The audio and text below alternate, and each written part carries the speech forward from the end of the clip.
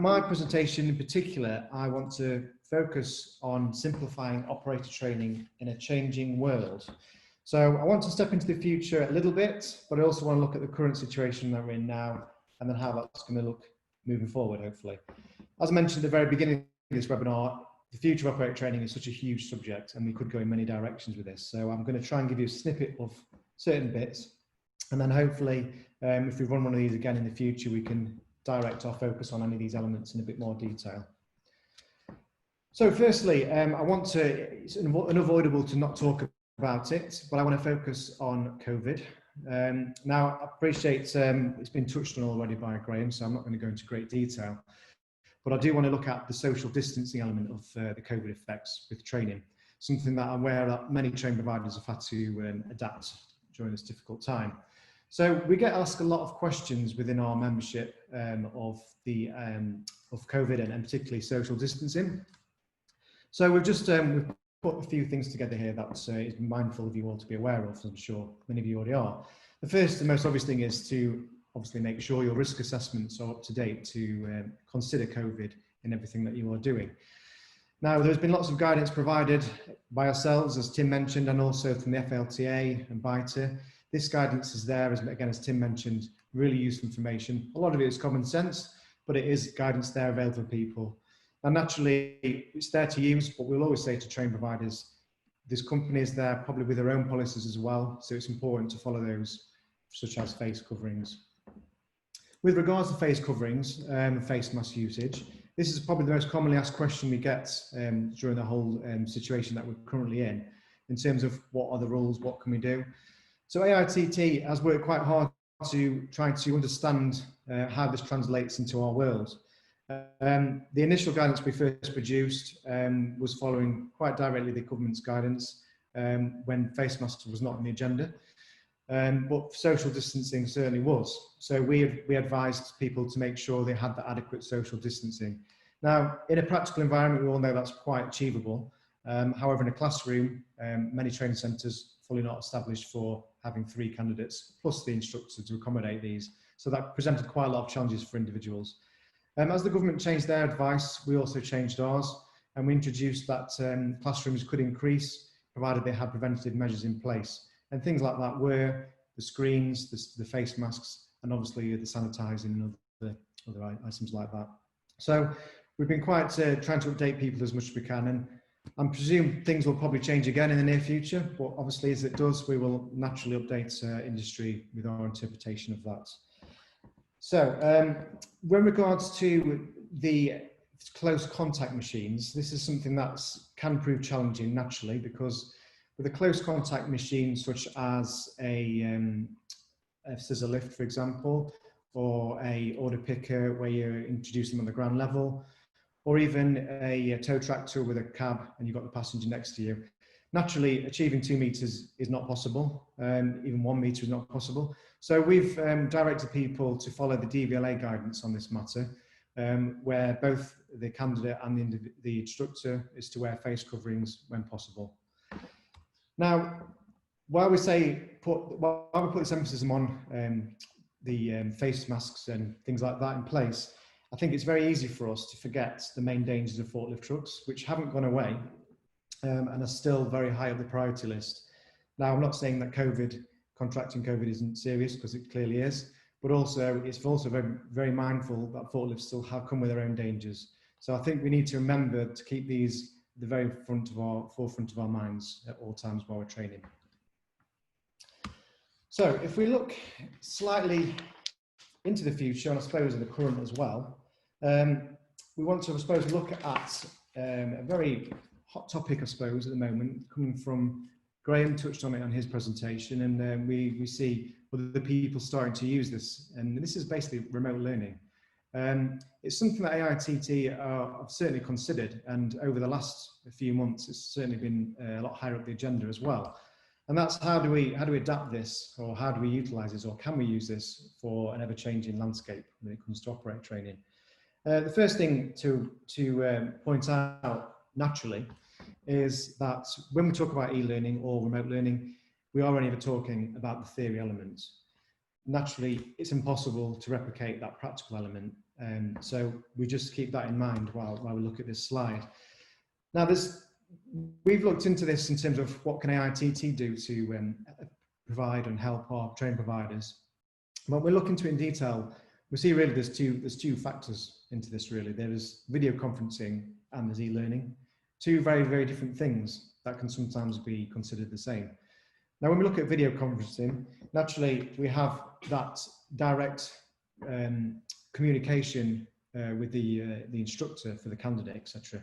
Whereas e-learning is a lot more reliant on having a system built that's suitable, that can actually ask the right questions and give the right information.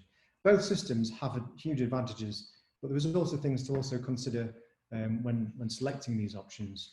Firstly, I would say the practicality for businesses to actually implement one of these systems. If we look at e-learning, most systems would have to be quite robust to make sure they're fulfilling all the requirements, and particularly from an ABA's point of view, that test as well, which still really has to be done, the theory test, when in person present with the candidates.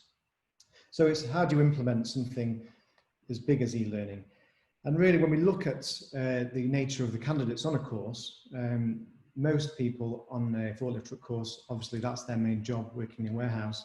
They probably don't have the luxury of having their own office, their own laptop, and the access to this equipment. So we do also wonder, is there any real benefit to pushing someone down this road when they may not have the facilities available to themselves? Which brings on to the commercial benefits as well. And this is not just for the training providers, but also for the end users. Most of you will know when you look at a typical forklift truck course, let's say a counterbalance novice, we could look between 3 and 5 days depending on candidates. When we look at this in terms of what can we actually do to save the customer time and money, well, we look at a typical counterbalance course and we say 4 to 6, maybe 7 hours of theory. Now that's replaced, most of us charge on a daily rate basis. How does that actually follow through in terms of actually being financially beneficial to us? We're not so sure, but you know, there is options out there to look at things. So it's certainly worth consideration, and certainly if you were an end user point of view and you wanted to implement an e-learning system to build something like that that's suitable and to meet the requirements of AITT or ABA, it's going to be quite costly. But like I say, there are options available in the future, no doubt. The other concern that potentially could be raised would be the rapport between the candidate and the instructor. Now, from my limited experience of instructing, that rapport is built in a classroom. You first meet your candidate, you get an understanding of, you get a feeling for their ability. If you remove all that from a remote learning course and the first interaction you have with them is on a pre-use check or a practical environment, for me personally, I think it raises a little bit of concerns in terms of, you know, how do you continue the training at that point? So there is things like that to also consider as well. So if e-learning or video conferencing is the future, I think a lot more work needs to be done. And AITT will be conducting some more investigations into this to see if it is suitable, ultimately for everyone, not just the training provider, but for the customer as well. And finally, we have to look at actually is the demand for it. Naturally, at the moment, it's hot topic, it's flavour of the month or flavour of the year. But actually, what is the demand out there from the customers? We see people adopting this because they feel it's the right thing to do. But yeah, we need to look at this on a longer scale, whether it's something that's the market is actually asking for.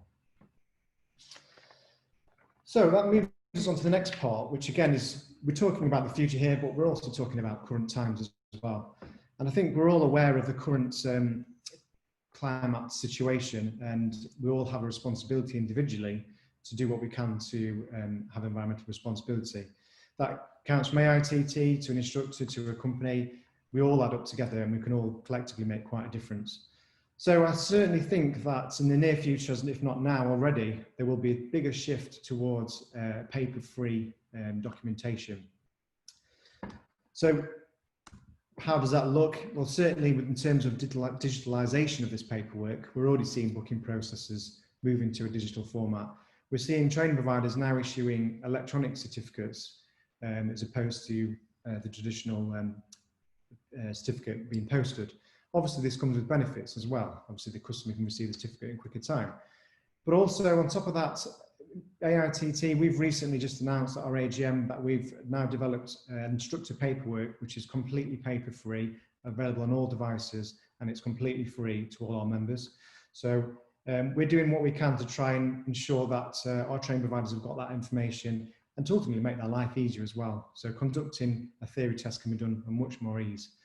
But also with the trucks as well. I'm sure many of you have come across trucks now that have implemented from the manufacturers or a retrofit system, a pre-use check system, which can be presented on the truck and offer lots of solutions and questions on there. So I certainly think within the next 2-3 years, we will completely shift away from paper, which ultimately it's a positive trend.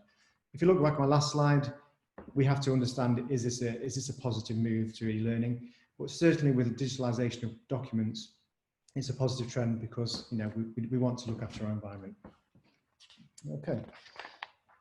How do we for time? I'm not doing too bad. Right, so my next slide is looking a bit further ahead. And again, some of these items are available now, but it's simplifying up training for the training aids. So we're all aware that there's certain things out there to enhance the training that we provide.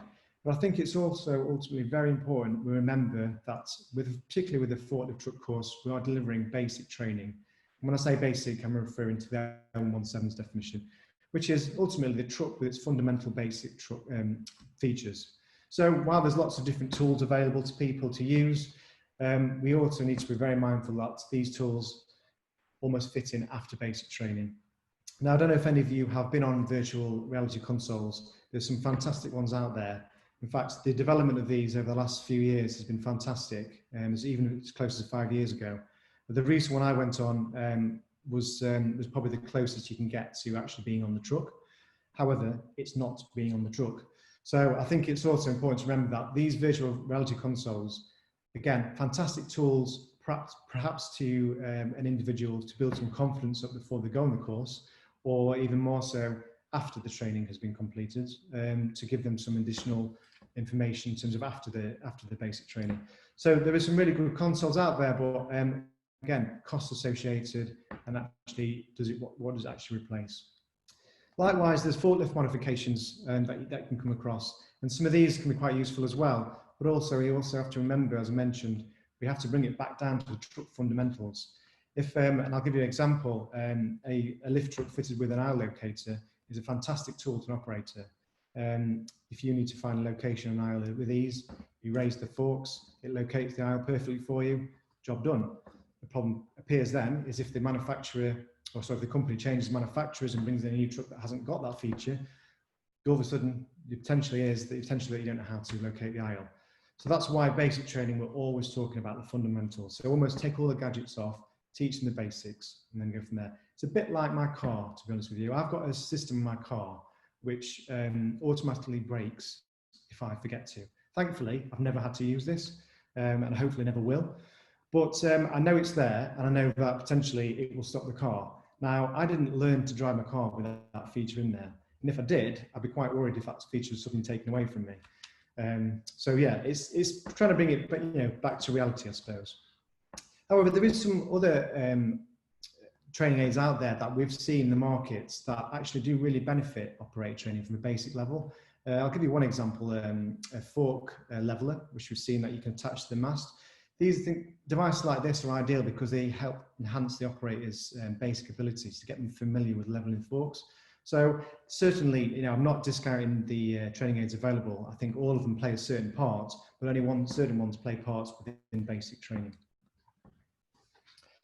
And this brings me to my last slide, and this is really looking from now on into the future, the long-term future. And this is regarding the L17. Now, hopefully most of you will be familiar with the L17. This is the Approved Code of Practice for lift trucks created by the HSC. Now, within this document, I suppose the main focus that we all look at is the 3 levels of training, which is basic, familiarization, basic, specific job and familiarization. It's the element that all 3 elements have to be completed before someone is given the authority to operate.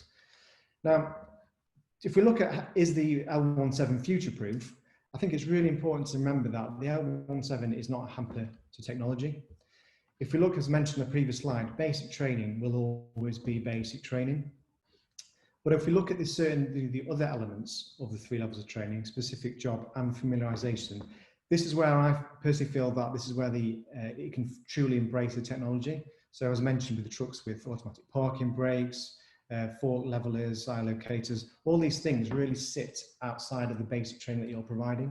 So, you know, we're not wanting people to teach them to drive with the forks raised, for example, just because the truck can do it, and we may have a safety system in place to enable them to do that.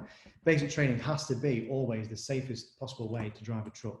And as you all know, we know the rules behind that.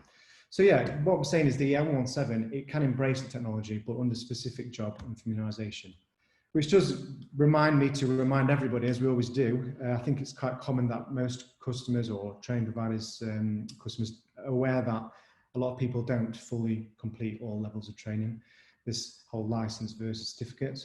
It's important to remember that only an operator can drive a truck once they've completed these three aspects. And finally, just to mention about the management of operators, we see from the HSE when we look at the historical reports of incidents that have taken place, pretty much most of them come down to lack of supervision of of operators through management.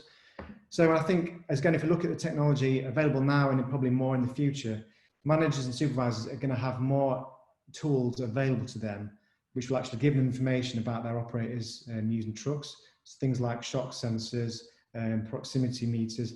There's loads of things out there, and I think all it's doing is giving the managers more information that they should be utilising. So really, ignorance is really not, you know, it's not something you can ignore. It's going to be there, available, and if the HSE are aware that this information is there at the fingertips, then potentially the managers have got more there they can knock it out of effectively. So I think we've just about gone over time. I hope you're still all with me. Anyway, let's see. So that's pretty much it. Like I say, we've covered a lot today. I've had to just kind of rush through that last bit, unfortunately, but we hope to run another one of these in the near future. The poll is just opened now again. Thank you very much. For any questions, please feel free to contribute.